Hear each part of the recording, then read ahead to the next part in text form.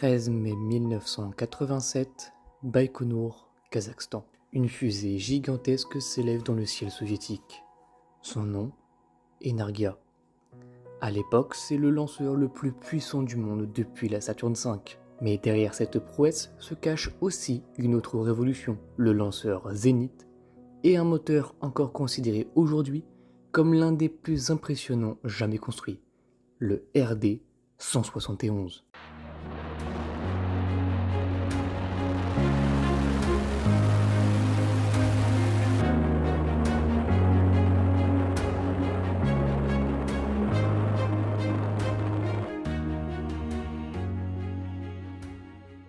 Pour comprendre cette histoire, il faut commencer par le moteur. À la fin des années 1970, les ingénieurs soviétiques veulent créer le moteur fusée à carburant liquide le plus puissant jamais utilisé sur un lanceur opérationnel. Le résultat est donc le RD-171. Fonctionnant au kérosène et à l'oxygène liquide, il développe près de 800 tonnes de poussée au décollage.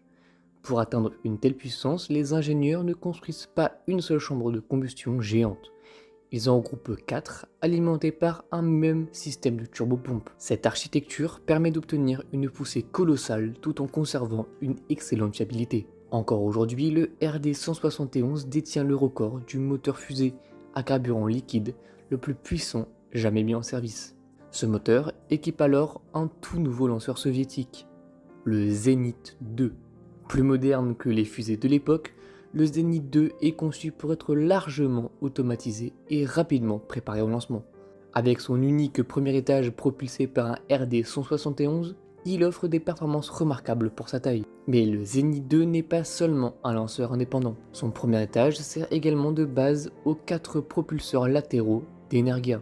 Energia est un projet ambitieux. Une fusée modulaire capable de lancer plus de 100 tonnes en orbite basse. Son corps central utilise 4 moteurs cryogéniques RD-0120 alimentés à l'hydrogène liquide, tandis que chacun de ces 4 boosters est ni plus ni moins qu'un premier étage de Zénith 2 propulsé par chacun un RD-171. Au décollage, Energia développe une puissance phénoménale. Elle effectue son premier vol en 1987, puis lance la navette soviétique Buran lors d'une mission historique en 1988. Contrairement à la navette américaine, Buran réalise même son vol orbital et son atterrissage de manière entièrement automatique. Mais quelques années plus tard, tout s'effondre.